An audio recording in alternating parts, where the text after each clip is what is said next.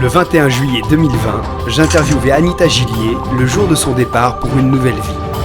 Qu'est-ce qui l'a poussée à faire le pas? Nous allons l'apprendre durant cet entretien avant de voir la petite vidéo que m'envoyait Anita après 1 an de sa nouvelle vie. Bienvenue dans Instinct Survie. Bonjour Anita. Bonjour. Anita Gillier, Oui. comédienne. Oui. Merci de nous recevoir chez vous ici à Paris avant le grand départ. C'est ça. Alors, un instinct de survie qui nous amène où? En Guadeloupe. Pas dégueulasse comme choix. Non, j'avoue que la vie m'a bien guidée, j'en suis ravie. Guidée? Oui, parce que c'est une histoire qui a commencé quand j'avais 20 ans en fait. C'était mon premier grand voyage quand j'étais élève infirmière, parce que j'ai eu une autre vie, un autre métier, et j'ai fait un stage en 3e année avec 15 autres élèves en Guadeloupe pendant 1 mois, en janvier 94. Et là, ça a été le coup de cœur pour cette île. C'était extrêmement touchant de découvrir cette culture, parce que c'était un stage axé sur la santé publique. On étudiait les liens entre la culture antillaise et les répercussions sur la santé.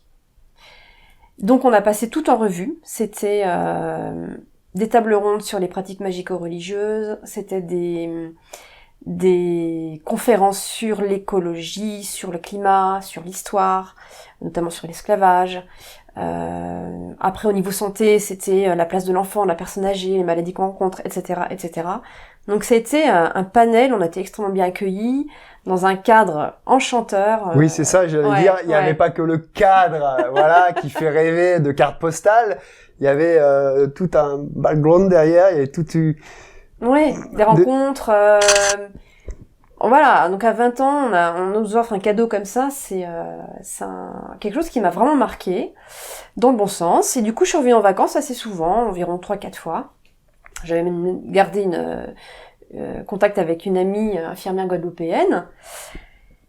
Ensuite, la vie a fait que je suis devenue comédienne, tout en gardant mon métier d'infirmière. C'est quelque chose qui me tenait depuis la toute petite en fait. Donc j'ai vraiment quitté, j'étais au CHU d'Angers. À 27 ans, j'ai eu l'occasion d'aller sur un tournage en tant que comédienne, et là j'ai eu un gros déclic. Je me retrouvée sur un plateau de cinéma. Ça a été quelque chose de révélateur, et à peu près en 1 an et demi, j'ai tout organisé pour partir à Paris et devenir comédienne. D'accord. Donc c'était déjà un changement de vie. Ouais, déjà le premier. Déjà monter à Paris, comme on dit, carrément. tenter sa chance. C'est ça. C'était déjà un changement de vie. Ouais. Et là, c'est vrai que je me suis déjà préparée à cette espèce de saut, pas dans le vide un petit peu, mais je pense que j'avais déjà cette faculté à faire confiance à mon instinct, à mon intuition, ce qui me faisait vibrer en fait. Comment on lâche son passé? Comment on lâche là où on est, notre entourage, notre habitat, notre région, pour passer d'une ville de province à Paris, et pour là carrément de passer de la France à la Guadeloupe? Moi je dis que en fait il faut une bonne raison. Alors laquelle? Pour Paris on a compris. Oui. C'est le cinéma. Pour la Guadeloupe alors, parce pour que la Guadeloupe c'est le cinéma ça va être plus compliqué, ou on va continuer pas tant sur que ça. place? Je vais être artiste d'une autre manière. D'accord. Il y a tout son détournage. Mais en fait, la Guadeloupe est revenue dans ma vie. Alors, je vais peut-être répondre à la question. Là, je retourne à la Guadeloupe pour l'amour. Ah, voilà, c'est une bonne raison. Ouais. Plus qui s'y est mêlé un projet artistique, puisque cette personne est aussi comédien. Et donc, la vie... Je suis devenue intermittente du spectacle il y a 2 ans. Donc, j'ai lâché vraiment... Là, c'est pareil, c'est un grand saut de quitter ma sécurité d'infirmière. Oui. Donc je suis un petit peu entraînée quand même à la base à sauter dans le vide. Mais c'est ça. Comment on peut avoir confiance en la vie comme ça pour, comme j'aime bien le dire, aller dans une survie, une vie qu'on pense qu'elle va être peut-être meilleure, c'est ça? Moi je pense que c'est quelque chose qui me mène, c'est trouver ma place. Je pense que quelque part j'avais une problématique comme ça de trouver ma place suite à différentes raisons personnelles. Et maintenant que j'ai du recul et je comprends comment, je pense que quelque part j'ai besoin de construire. J'ai toujours été comme ça. la soif d'aventure, petite, comme mon père partait quelque part, fallait tout le temps que je peux venir avec toi. C'était une soif d'aller voir ailleurs ce qui se passe, d'apprendre, de rencontrer, de nourrir. Vous mettez ça quelque part sur l'enfance où vous avez déjà été habitué à vadrouiller? Parce que... Alors, pas vraiment habitué, mais c'était en moi. Ah, voilà, c'est ça. Parce que mes parents étaient tout à fait stables, ils sont toujours dans la même maison depuis des années. Mais c'est moi, je pense, quelque part, j'avais une espèce de soif d'ouverture vers le monde. C'est en moi, je crois. D'accord, c'était pas tant les parents qui vadrouillaient, mais dès qu'il y avait possibilité de vadrouiller, là, vous y alliez. Ah ouais, c'est ça. Et voilà. Et donc, comment la Guadeloupe est revenue dans ma vie? Il y a 2 ans, j'avais quitté ma sécurité d'infirmière, j'avais eu mon année d'intermittence, et j'étais un peu fatiguée, mais mine de rien, de quitter ma sécurité, j'avais besoin de me reposer, de me retrouver dans un coin, peut-être de sécurisant, parce que c'est vrai que ce stage, j'avais été extrêmement bien en Guadeloupe. Je me sentais presque comme à la maison, presque. Et je me suis dit, en plus, une amie à moi venait de s'y installer 6 mois avant. Une amie avec qui je ne connaissais pas depuis longtemps, mais il y avait des vraies connexions. Et voilà, toutes ces petites raisons fait que la Guadeloupe, ça m'est venu comme ça, comme une évidence. Je pars en vacances le 21 janvier 2019, le jour de l'éclipse lunaire, où paraît-il c'était une année, voilà, ce sont des éclipses où voilà, il y a des choses qui se mettent en place. On y croit, on n'y croit pas, mais après je me suis dit, tiens oui, c'était le 21 janvier. Je m'étais même levée à 3h du mat avant de prendre mon avion pour aller faire les photos de l'éclipse lunaire qui était sublime. Ça a commencé comme ça, et arrivé là-bas, de nouveau enchantée. Je finis mon séjour en contactant, bizarrement, une infirmière libérale. Parce que je me suis dit, pourquoi pas? Si je veux rester ici, ce sera peut-être plus facile. Mais il y avait une espèce de petit dilemme quand même. Je disais, est-ce que je vais vraiment redevenir infirmière? Mais quand même, j'appelle l'infirmière qui me dit, ben non, j'ai pas besoin de remplaçante, mais je garde ton numéro, on ne sait jamais. Mm-hmm. Sur ce, je rentre à Paris, après avoir quand même fait une petite rencontre sur place. Ah, amoureuse. En Guadeloupe? Oui. C'est toujours le même? Mais non. C'est ça qui est intéressant. Ça a changé. Alors là, en janvier 2019, c'était un autre homme. Donc, je garde contact avec cet homme, je reviens pour le voir, et coup de théâtre, 10 jours en juin, 10 jours avant de prendre l'avion, l'infirmière m'appelle pour me dire, je vends mon cabinet, est-ce que ça t'intéresse? Ah la vache. Sans savoir que je revenais. C'est incroyable. Je lui dis, écoute, ça tombe très bien, dans 10 jours, je suis là. Eh bien, parfait, faisons la tournée ensemble et voyons si on peut travailler ensemble, si je peux te revendre le cabinet. Finalement, alors je fais la tournée, mais quelque chose en moi me disait, non, ce métier, finalement, c'est décalé, il y a quelque chose qui ne vibre plus. Mais j'avais du mal à faire le lien, je me disais, c'est incroyable, comme quelque chose d'espèce, il y a quelque chose... synchronicité, aligné. Je dis, pourquoi on me ramène là-bas, alors que finalement, ça vibre pas trop? Bon... Un peu alors au final, l'affaire était un petit peu chère, etc. L'homme était pas très sûr. Je dis non. Je reviens un peu dépitée parce que j'avais quelque chose quand même qui s'est remis à vibrer pour la Guadeloupe. L'homme était pas très sûr, c'est quoi?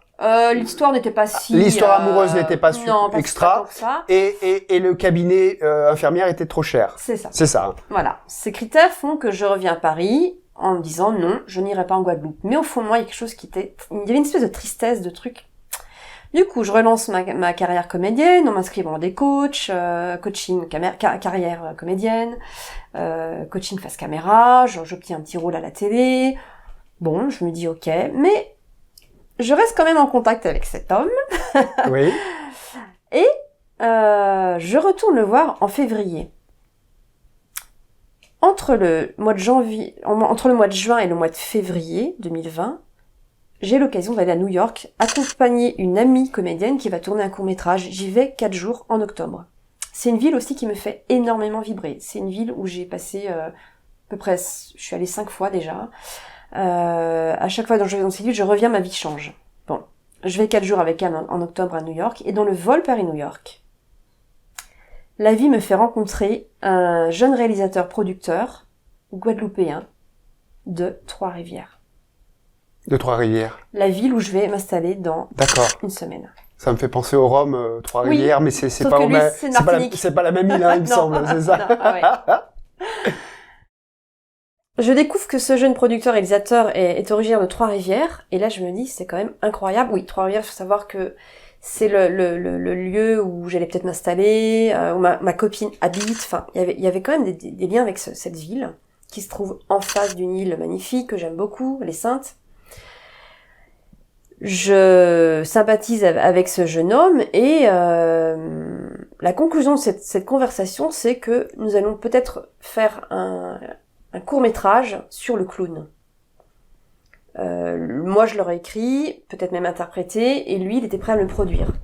Donc voilà, je me suis dit, ok, la Guadeloupe, ça se fera pas au niveau infirmier, mais là, on est en train peut-être de m'envoyer quelqu'un pour me dire, peut-être le côté artiste pourrait marcher. Quelque part, j'ai eu un sentiment d'espoir. Je me dis, il y a encore un truc, c'est pas fini la Guadeloupe. Déjà, il y a la Guadeloupe, Oui. et en plus, quelque chose qui est dans ma vibration au niveau professionnel. Ouais. Et là, je me dis, il y a peut-être une autre piste à suivre. Très bien. Donc, je me suis dit, je lâche pas ce truc. Parce que j'ai appris quand même à écouter, depuis quelques années, j'ai beaucoup de synchronicité, j'apprends quand même à reconnaître les signes qui font que je suis sur la bonne voie ou pas, enfin, voilà. Et là, lesquels étaient majeurs, là, dans cette histoire de Guadeloupe? Tout concordait, en fait. La ville Trois-Rivières, il y a quand même, c'est quand même assez grand, la Guadeloupe. Je retrouve quelqu'un dans un vol Paris-New York qui y habite et qui me propose de faire un sujet, qui me dit qu'en février, il y sera. J'avais déjà prévu d'aller en février en vacances. Je me suis dit, quand même, ça fait quand même beaucoup de coïncidences. Donc, je garde ma programmation de vol, de voyage en février 2020. Et je me charge moi-même de la location. Je loue 8 jours dans un endroit. Une semaine avant, la personne qui me loue m'annule les 2 premières nuits. Pour une raison de synchronisation de calendrier. Je dis, mince. Bon, je me dis, laisse pas dépiter, je recherche un endroit. Et je tombe sur un lieu magnifique avec vue sur les Saintes, ces îles que j'adore. Un lieu avec piscine, magnifique, permaculture. La personne était auteur et metteur en scène. Et là, ouais, je me dis, pourquoi est-ce j'ai tout de suite eu le sentiment qu'il allait se passer quelque chose. Je regarde la biographie de cette personne, qui avait fait du clown, etc. Il se trouve que j'ai fait 2 ans de clown. Et qui proposait, voilà, un accueil sympathique. Et je me suis dit, je mets mon nez de clown dans ma valise. J'ai une intuition de faire ça. Et vous le faites? Je le fais. Parce que des fois, on se dit, mais non, attends. Non, là, j'étais quasiment sûre de moi. Je sentais que ça traçait. Les routes s'ouvraient, là. Puis ça pèse pas lourd, un nez de clown. Non. Mon petit bout de nez cuir, voilà. C'est pas comme si je devais prendre un piano, par exemple. C'est ça. C'est l'avantage du clown. C'est vrai on transporte son matériel très facilement. Et j'arrive chez cette personne. Et là, il y a une espèce de sentiment d'alchimie, d'attraction, de sentiment de sentir bien à la maison, de plein de points communs, on rigole bien. Il y avait un autre ami qui était aussi en location ici chez lui. Quelque chose de très agréable. Et il se trouve que 3 jours plus tard, j'étais avec lui sur scène en clown. Ça s'est fait. Il avait un spectacle de prévu. Et je lui ai proposé mon assistant à clown. Je lui ai dit, voilà, je trouve ça. Est-ce qu'on pourrait pas faire Est-ce que je pourrais faire un truc Voilà, est-ce que je pourrais t'accompagner sur scène ça serait drôle. Ben voilà. Donc je lui ai proposé un personnage, une tenue, qu'il a validé, et ça s'est fait. Et ça s'est très bien passé. Je suis allée sur scène 5 minutes, j'ai fait ma petite impro, pas de parole, mais j'ai quand même fait rire le public, j'ai fait une impro et c'est comme ça que ça a commencé en fait. Il y a eu quelque chose d'évident entre nous, une espèce de collaboration, de confiance aussi, parce je pense qu'il avait jamais fait ça, fait monter quelqu'un en même temps que lui, il a permis à beaucoup de gens d'être en première partie, mais en assistante comme ça, c'est la première fois. Oui, puis surtout au bout de quelques jours. Oui, voilà. Mais c'est bien des fois ça de faire. Ouais, et c'est vrai que j'ai la faculté parfois à oser, à proposer des choses. Enfin, mais là, je sentais que ça allait être possible, et ça l'a été. Donc bah voilà, là, le charme s'est installé. Ça l'a beaucoup séduit apparemment, mon espèce de culot et peut-être mon côté allumé aussi Et donc voilà, nous avons gardé contact. Et puis quelques mois plus tard, la crise du corona est arrivée. Entre-temps, durant ce mois de février, j'avais recontacté l'infirmière qui n'avait toujours pas vendu son cabinet. Ah. qui finalement me le propose à moitié prix. J'ai dit oui, mais toujours il y avait ce petit côté quand même qui vibrait pas tant que ça, mais je pense que j'avais toujours besoin d'une sécurité, donc je lui dis oui, je le prends, et le corona arrive, et en fait je pars me confiner chez ce comédien qui accepte ma venue. Ah, alors là, sacré déconfinement, hein. Ah ouais. Il y en a qui se sont barrés en province, là c'est des, hop là, mais de l'autre côté de l'Atlantique. Ouais, vraiment, je voyais absolument pas rester dans mon 18 mètres carrés à Paris, et là pareil, j'ai suivi il y a quelque chose qui me poussait, en fait, parce que c'était incroyable d'aller demander l'hébergement d'un confinement, alors que j'avais vu qu'il y a quelques jours, on était quand même restés en contact, mais tout s'est fait vraiment assez naturellement, et il a accepté bien volontiers dans sa grande maison, évidemment, on a pris toutes les précautions, et au final, l'histoire de l'infirmière ne s'est pas faite, mais ce que j'ai mis en place avec lui, c'est donc une vie avec lui, chez lui, et aussi un projet artistique, puisque il va me mettre en scène. Je vais me lancer dans le One Woman Show grâce à lui, et aussi sûrement dans la photographie puisqu'il habite un lieu magique où j'ai déjà commencé pendant le confinement de faire des séances photos, de mettre en valeur mes modèles, et dans ce lieu cadre absolument merveilleux qui correspond exactement à Après 20 ans à Paris, j'avais besoin de me reconnecter à la nature. J'ai eu un vrai appel de 20 ans à Paris, c'est fini. Il y avait quelque chose qui devait se terminer. Et maintenant que je vois que tout s'est mis en place, finalement, bizarrement, je suis allée pour un autre homme et un autre métier, et l'univers m'a ramené à ce que je pense que je dois à ma mission de vie, je pense à être qui je suis vraiment, artiste. Et voilà pourquoi. Donc tout est à construire. En fait, le challenge est finalement beaucoup plus haut et fort que de rester à Paris, où il y a quand même beaucoup de travail. Là-bas, il y a tout à construire. La vie culturelle a pris un petit coup quand même avec tout ce qui s'est passé, le corona, et donc voilà, c'est un vrai challenge qui m'attend, et en même temps, je suis assez tranquille parce que je fais confiance à toutes ces synchronicités, ces signes, ces rencontres, et j'ai vraiment le sentiment que ça y est, je ferme ma chapitre ici, sans regret. J'ai eu grande joie à rencontrer tous les gens que j'ai rencontrés. Et là, je pars sur autre chose. Malgré toutes ces synchronicités, toutes ces élans, on se pose des questions quand même. Oui, bien sûr, parce que il y a toujours ce petit doute, mais je pense qu'il est inhérent à l'artiste. On n'est jamais sûr de ce qu'on va faire. Là, j'ai vraiment tout à construire, donc c'est énorme. Il va falloir que je montre qui je suis vraiment, que je mette en place mon activité de photographe. Alors, il y a quand même une certaine concurrence, mais c'est génial. En même temps, j'ai tout à... Je vais aller au fond des choses maintenant. Je pense qu'à Paris, j'ai effleuré quand même avec des choses intéressantes, mais là, je vais plus vraiment me montrer à l'aide seule en scène. Je pense qu'il n'y a pas plus grand exercice de comédienne. Je vais renouer avec l'écriture. La coécriture aussi, parce que du coup, on a une belle complicité de création. Mais il n'y a pas qu'une... Parce que je crois qu'on n'a pas dit un truc, c'est qu'il n'y a pas qu'une complicité professionnelle. On a vu que vous... il y a eu aussi... Oui, notre histoire d'amour, c'est tout à fait confirmé. D'accord. Oui. Ouais. C'était pas juste... c'était une complicité professionnelle qui s'est transformée en aussi une histoire d'amour. Bien sûr. C'était... En fait, il s'est passé j'ai eu un espèce de confirmation de l'univers, on va dire. Les 2 premiers jours, donc où j'ai loué chez cet ami comédien, qui est devenu mon petit ami. Le fait est qu'il a accès à une rivière. Donc on est allé se baigner dans la rivière avec son autre ami. Au dernier moment, avant de sortir, j'aperçois coincé entre 2 rochers, un espèce de bout de polystyrène. Je me dis, c'est trop dommage, il faut nettoyer les rivières, enfin, ne laissons pas ça, mettons ça à la poubelle.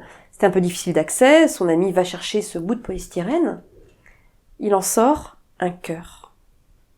C'était un bout de polystyrène, un cœur, de la mousse compensée, je crois, enfin, je sais pas.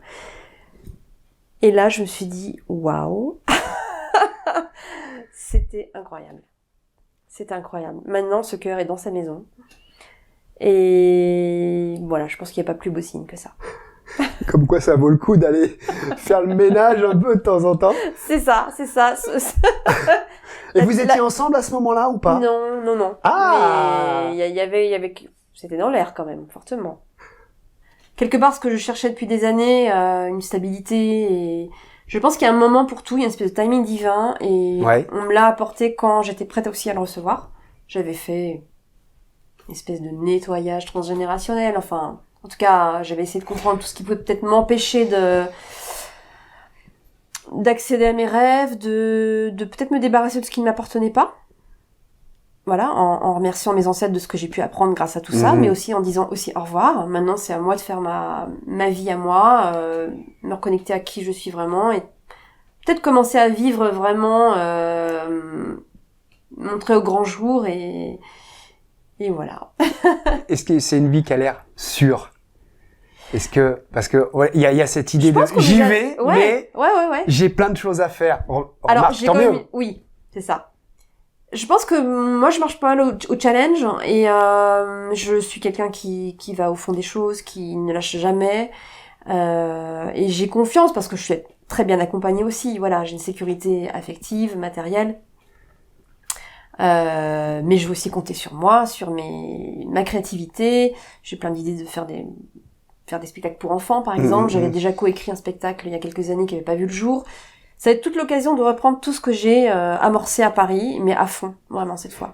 Et Dans un lieu qui me plaît. qu'est-ce qu'on peut dire aux personnes qui nous regardent et qui voudraient, qui hésitent, qui ont aussi des synchronicités, des envies, des élans? Qu'est-ce qui fait qu'on fait le pas? Ah, bonne question. Je pense pas que ça se passe au niveau mental, en fait. Je pense que c'est une espèce de ressenti de c'est le moment. On le sait quand on peut plus reculer, il faut écouter ces signes, même si parfois ça semble pas, quand j'ai eu le refus, quand ça s'est pas fait avec l'infirmière, je comprenais pas. Il faut garder espoir, c'est que s'il y a une petite porte qui se ferme, il y en a une autre derrière qui va s'ouvrir. C'est pas forcément au moment où on va s'y attendre, mais il faut lâcher prise, garder son objectif, faire confiance à la vie, faire ce qu'il faut aussi, et laisser la vie, parce que la vie nous veut du bien, je pense. Je crois vraiment. Merci beaucoup, Anita. Avec plaisir. Et bon voyage. Merci. Merci. Un an après cette interview, voici le petit mot d'Anita concernant sa nouvelle vie en Guadeloupe. Bonjour à tous, nous sommes le 27 juin 2021, à peu près un an après cette interview. Que s'est-il passé depuis? Plein de belles choses. Tout d'abord, j'ai fait mes premiers pas seule en scène. J'ai environ 6 minutes seule en scène dans la première partie du Gustave Parking. On a joué à peu près 4-5 fois. C'était une vraie révélation, c'était très très instructif et j'ai tellement aimé que je vais en faire un spectacle d'1 heure. Je suis donc en cours d'écriture. La deuxième chose, c'est que je décrochais un rôle pour TF1 depuis la Guadeloupe. Un rôle de sage-femme dans la série Sam, diffusée en janvier. Ça c'était vraiment sympa parce que j'ai fait ça en mode lâcher prise, sans aucune pression. Et tout a été très fluide. Voilà, j'ai même été dans la bande-annonce du feuilleton. C'était une magnifique expérience. Et depuis, j'ai décroché un job grâce à une synchronicité, une rencontre fortuite, à peu près un mois avant le début du tournage. J'ai décroché un poste d'assistante régisseuse pour la série Meurtre au paradis. C'est 6 mois de travail, ce qui est vraiment une méga opportunité pour la Guadeloupe. Ce qui va me permettre de rester travailler ici et de côtoyer de merveilleux acteurs, une formidable équipe, et ça va être vraiment une magnifique expérience. Donc voilà, je suis absolument ravie d'avoir écouté ma petite voix et je vous encourage vraiment à le faire.